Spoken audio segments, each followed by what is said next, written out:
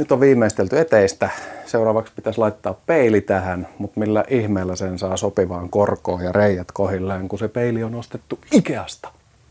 Tässä meillä on se peili. Se on näppärästi 2 ruuvilla. Täältä ja täältä. Leikitään, että tää olisi nyt just se, mihin se halutaan. No nythän se on helppo, koska se voisi mitata tuosta tasosta ja sitten vaan katsoa näin ja sitten koittaa arvioida, että missä tossa kohtaa ja tuolla on ne reijät. Mutta miten sä saat sen leikattua tai merkattua, kun täällä on viistereuna ja se reuna on tossa. Mihin sä otat tämän koron, että mihin se reikä tulee ja se ruuvi, kun sä et saa sitä mistään näin. Tai näiden etäisyys, joka on tosi kätevä. 52,1 tai 2,5 tai jotain. Ei tuu mitään. Mä näytän. Sen takia kaikista paras ratkaisu on joulupaperi. Eli sen ei tietenkään tarvi olla joulupaperi, mutta joku vastaava. Levitetään tää paperi tähän ja painetaan tämä jälki tähän paperiin. Toivottavasti se erottuu. Piirretään tätä ääriviivaa sekä painetaan noin erityisesti nämä reijän paikat. Mutta myös tää kaari. Näin. Ja sitten sen jälkeen leikataan tosta poikki. Nyt kun se on leikattu, niin meillä on selkeä referenssi tästä peilistä. Ruuvin paikka, kaari ja toinen ruuvin paikka.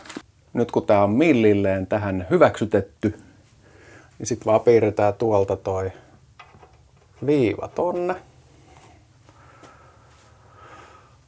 Ja keskikohta about tossa.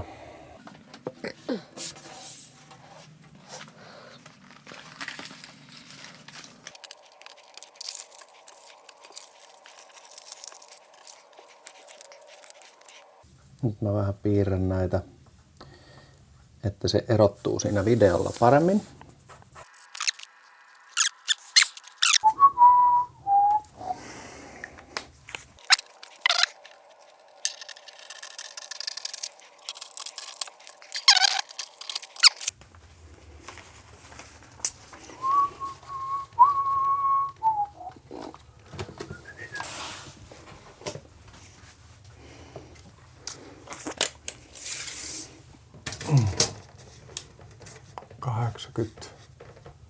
Kuusi ja puoli. 88, eli pari senttiä vinossa. Niin tänhän voisi nyt sitten tehdä tohon kohtaan. Ikään kuin noin.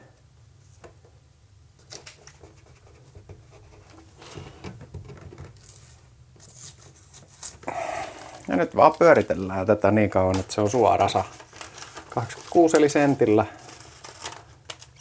pyöräytetään. 87 melko tarkka. 87, noin about.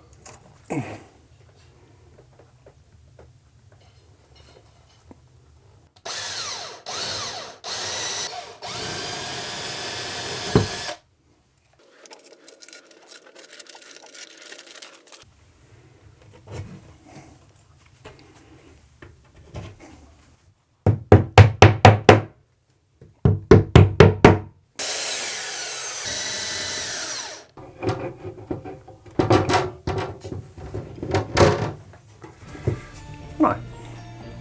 No, en mä tiedä oliko tää nyt helpompaa, mutta menipähän ainakin joulupaperia, jos ei muuta.